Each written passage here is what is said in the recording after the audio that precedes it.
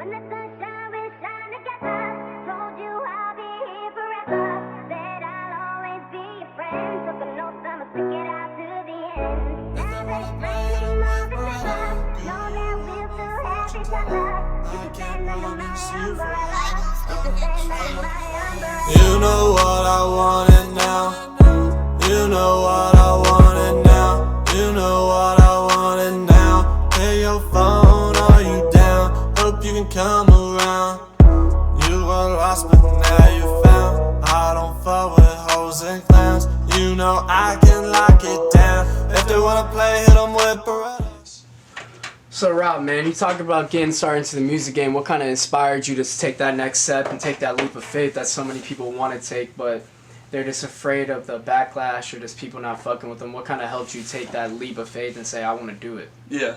Well, I had always wanted to do it, and one day I was sitting at work, and my homie Solomon, he came up to me. He's like, "Yo, have you ever seen the Life Is Good music video where they're outside?" And he's like, "Yo, I want to start doing this." Yeah, shit. when they're outside. Yeah, that's literally. I was watching He's that. like, man, produce this shit though. Yeah. Yeah. That was literally like how that situation went, and I was like, he's like, "Yo, I want to start rapping," and I was like, I downloaded FL Studio. I was sitting in college bored one day, and I was like, I want to start making beats, and I messed with it, and it was trash beats, but you know.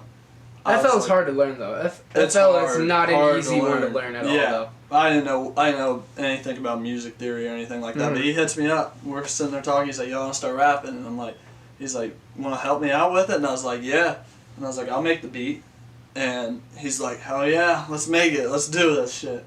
And so I started. I was like, as soon as I said that, I went home and I made a beat, and I was like, shit, what'd you get yourself into, man?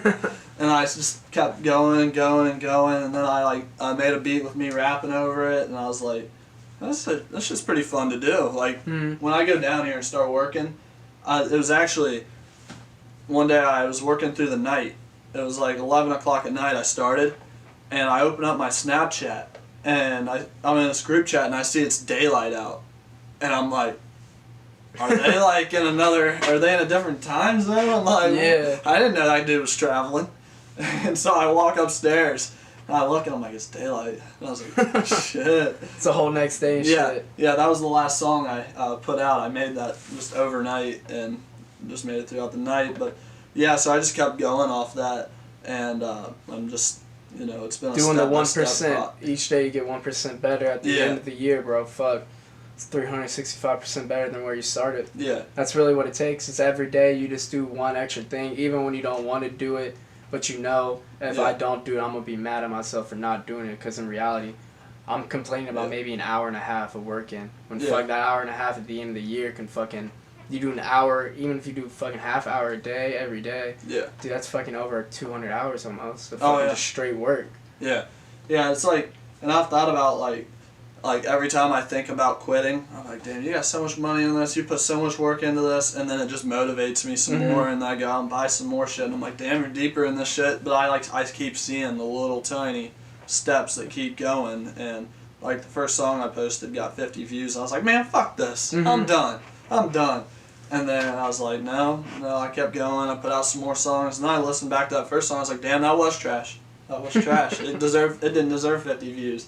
And then, I keep going, and that's what sucks, is I keep getting better, and these songs I put out, I keep wanting to remake, because I'm like, I've learned about lyric writing, and I'm like, it's not structured correctly at all, and then I'm like, go back and I rewrite it, and keep the same structure of the song, but make it right, or, the auto-tune wasn't in key, and stuff like that, so, it's been a growth. You were lost but now you found. I don't fuck with hoes and clowns. You know I can lock it down. If they wanna play, hit them with Beretta. Girl, you are my fortune teller. I can't promise you forever. Promise I can make it better. Shake. What's been kind of your hardest aspect of making the music? Has it been kind of like your own self? Because everybody, I feel, in the process of starting something new, they're always their worst enemy. Because they feel like they're not doing it right. Or they see other people, like we were talking about earlier before the interview, how people, like in music, like people look at like a Travis Scott or even just like somebody big and they want to compare themselves to. And in reality, man, like I think that once you start comparing yourself to other people, that's when your downfall is going to occur. because now you're pushing yourself to do something that is not, I don't want to say that's not you, but that's not really something that you need to focus on now. Like people, especially now, music's becoming bigger in Cincinnati and everybody wants to do music, but I don't think everybody's doing it for the right sense of they enjoy it and that they know that their journey is not the same as the next person's journey. Yeah. Everybody's journey is going to be different. So what's been your toughest part to kind of get over? Like, what's your biggest hump? My biggest hump has probably been, like, I'd say insecurities with letting people know around the city that I do rap. Because, like, not a lot of people know that I rap, and that is a good way for you to, like, once people know you, and, like, I think my homies, they listen to my shit, like, my closest homies, but, like, they listen to it a good bit, but it's like, if people don't know you rap, no one's going to listen to you, so it's like, people online, when they find you, unless you're Travis Scott, they don't have anything, like, you know, they don't know you, they'd rather just, why not listen to Travis Scott? But, Yeah. you know, I'm not trying to be Travis Scott, that's the thing, though. It's like, finding my own sound is very important. That's been another thing, because, like, I have influences from Juice WRLD, Drake, Post Malone. I just started listening to Don Toliver. I like that kind of, the sound that they have, but you can't just jack somebody's sound. So, you know, I'm trying to find what's me and not dick ride somebody, you know? Yeah. So that's what I've been working on is, like, I've actually been building, like, a family tree of, like, my favorite musicians. And I'm taking, like, if Drake was inspired by Aaliyah or he was inspired by Kanye West, okay? Well, what do I like about Kanye West? Do I like his melody? Do I like the way and I'm trying to jam, like, because if you just steal one person, you know, then you're dick riding. But if you look at the way, oh, he did his melody, cool. Well, you look at the way he did that and the way his bars are, I mean, you change it up, but, you know, you can still have influences and not be dick riding.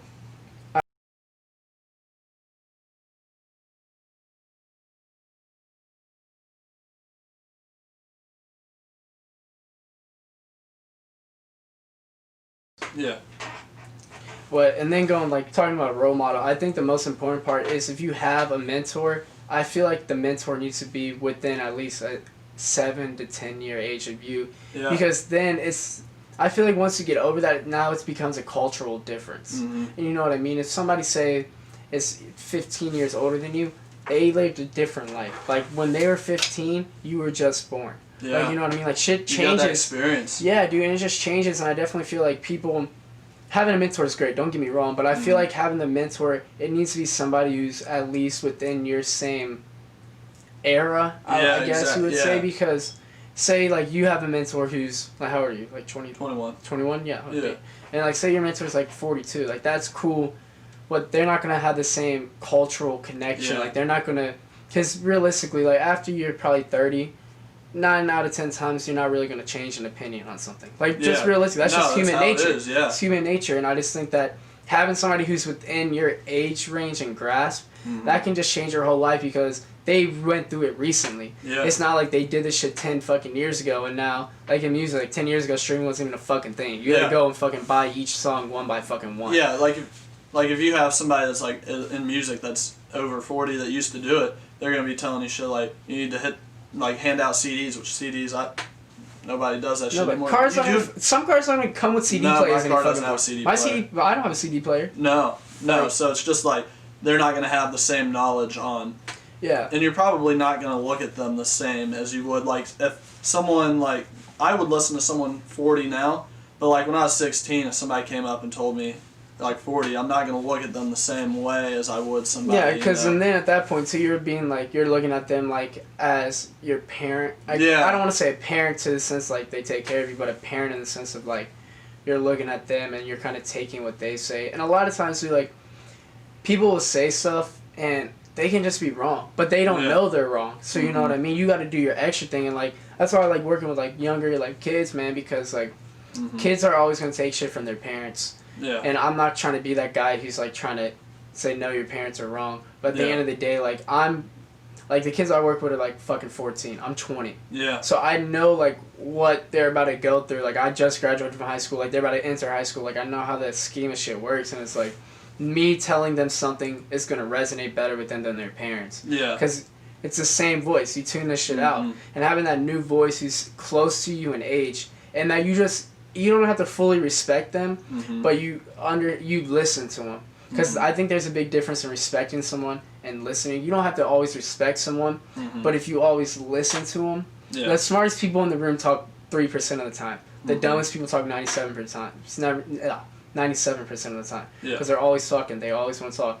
But always, when you look, even in business, you look in sports, the smartest people, the ones who make the most money, they listen, because they know, yeah, this guy's older. He's gonna drop some knowledge. I don't care if I hate the guy. I don't care. Yeah. But at least some of that knowledge I can now take in, because people want to help people. It's just it's a human instinct. Yeah. We're bred to basically live in like tribes and like help each other. And that's how like we fucking got to this point where we're at.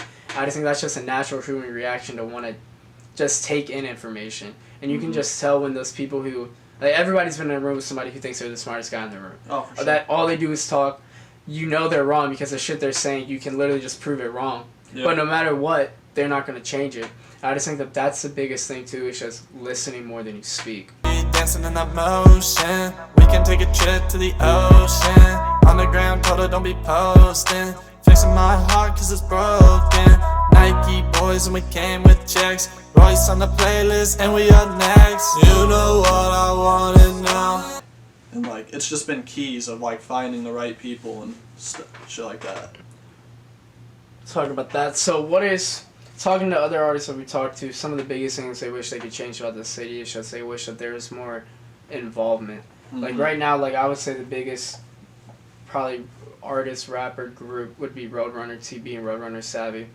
Then they have the community, but I also feel like we talked about Steezy earlier. Steezy's from Cincinnati. He won a Grammy, and people just don't know. And I just feel like at a certain point, it's the community's job to like support people and shit like that. So like, what is one thing that you've kind of noticed, maybe not even in Cincinnati, but like just kind of around that you wish that you could change? If you had the platform to change it, what would it be? A lot of people are just haters, is what I hate. Like, even other rappers, like, you know, I won't tell somebody, I might not like their shit, but I'm not going to be like, yo, this is trash. Like, I see that, like, I'll watch people, they do, like, they'll play people's songs over a podcast or something like that, and they'll have the guy review the song, and in the comment section, you just see all these people like, yo, this is trash, here's my link to my SoundCloud. I'm like, bro, shut the fuck up. I'm like, get off your own dick for 1 minute, and, like, you know, like, why is the song trash? You'd be like, because I can guarantee not everything was trash about it. Maybe the guy mixed it well, but he just didn't have a good flow. Be like, I liked your mix, man, but I think you need to improve on the flow. I like, just telling somebody something's trash is not helping anybody. Yeah, and especially too when they don't. I think the biggest thing too is that a lot of people listen to one genre of music, and they don't expand what they listen to, so they can't truly understand the type of music you're making, because say you only listen to like Southern hip hop. Say you're big on Mo Moneybagg, Lil Baby, Lil Durk. Like, those are kind of, well, Lil Durk's he can swing a little bit, but like, yeah, he's Chicago, but he has that sound. Yeah, he's really adjusted his sound. And it's like, if you just only listen to those people, then I don't think that you're ever going to really be able to understand new artists. Yeah. Because nobody's sound's ever going to be alike. Like, even when people copy sounds, it's not the same. I think if you constantly listen to one genre, so you only listen to hip-hop, and say you try to listen to an R&B, you're not going to fully understand the difference in it, because you're like, this shit sucks, this shit's slow. When in reality, it's not. It's just you aren't fucking... Yeah. Yeah, Durk is one of the people... He's really impressive. Like, he started out, I think, with that drill music with Chief Keef, and now he's really adjusted that sound. Like, he makes songs with Lil Baby and all them, and he's right in there. And that's impressive to be able to I love go. That. And I just think, too, like, I love the G Herbos, because G Herbo, or Herb, when Herb first came up, it was all drill music, but now Herb, his last album, I think is one of the top 7 albums of this year. And I just think that he took a bigger platform into it too. Like, he understood that it's not about making the most. Like, his last album, he did a lot of music about just like police stuff and how like No, that he was had a cool. lot of people who just died. Like his album cover, fucking Yeah, with all the faces on it. yeah, That it was was just dope. like all of his homies who like died and shit. Yeah, PTSD That was and like yeah. PTSD or fucking That was the lead single, wasn't it? yeah. That was a good ass song. Gangsters Cry, like shit like that. Mhm. Like he's able to touch into that emotion. I think, like we're saying that people only listen to one genre, and then they'll listen to say they only listen to Herb, but they hear that Herb and they think it's trash because it's not the old Herb, and they don't understand that you can't. You have to change. It's just Yeah. you have to. You can't keep making the same shit over and over. Like Rihanna, we run the town. When our Classic. All right, man. So if we do the 10 seconds or less, but or 10 seconds or more. So just take this time right now. Just tell everybody what you're working on, what you're doing. Shout yourself out. Just put yourself out there, man. All right. Well, I'll start with social media. You can find me on Instagram, Twitter. It's RobRoyce513. SoundCloud, Spotify, Apple Music. It's under Rob Royce. I'm currently, I don't have a set date for it yet. I'm going to try to go on a little bit of a run of posting consistently on all streaming platforms. I think I'm going to do something like post every Friday. And just consistently just keep hammering away. I think I'm going to do about a 12-week run and then an album at the end of it is what I'm thinking. I like doing singles more though, doing the Russ method. But When the sunshine will shine together, told you I'll be here forever. Said I'll always be your friend. Took an oath I'ma stick it out to the end. Now that it's raining more than ever, know that we'll still have each other. You can stand under my umbrella. You can stand under my umbrella. You know what I wanted now. You know what I wanted now. You know what I wanted now. Hey, your phone, are you down? Hope you can come around. You were lost, but now you found. I don't fuck with hoes and clowns. You know I can lock it down. If they wanna play, hit 'em with Beretta. Girl, you are my fortune teller. I can't promise you forever. Promise I can make it better. Shake the ground when she drop it down. Like Rihanna, we run the town. Weighing our options pound for pound. No ring, but I go round for round. Louis V, high price, late night, break light. Shawty be dancing in that motion. We can take a trip to the ocean. On the ground, told her don't be posting. Fixing my heart cause it's broken. Nike boys and we came with checks. Royce on the playlist and we up next. You know what I wanted now. You know what I wanted now. You know what I wanted now. Hey, your phone, are you down? Hope you can come around. You were lost but now you found. I don't fuck with hoes and clowns. You know I can lock it down. If they wanna play, hit 'em with Beretta. Girl, you are my fortune teller. I can't promise you forever. Promise I can make it better. Shake the ground when she drop it down. Like Rihanna, we run the town. Weighing our options pound for pound. No ring, but I go round for round. Red wine, white rice, Noble, Malibu, Rodeo. What you say, ho? Left hand, right hand. Got my cards, better play 'em right. Got your heart, I might treat it right. Cancel games, NBA. You know where I stay. Stunning like this ain't easy. Get them diamonds dancing like breezy. Know it take a whole lot to please me. Had to have the jeweler freeze me at the goal line. About to break into the gold mine. Living my life, hope you don't mind. Hope and pray you stay a part of mine. You know what I wanted now. You know what I wanted now. You know what I wanted now. Hey, your phone, are you down? Hope you can come around. You were lost but now you found. I don't fuck with hoes and clowns. You know I can lock it down. If they wanna play, hit 'em with Beretta. Girl, you are my fortune teller. I can't promise you forever. Promise I can make it better. Shake the ground when she drop it down. Like Rihanna, we run the town. Weighing our options pound for pound. No ring, but I go round for round. Round for round.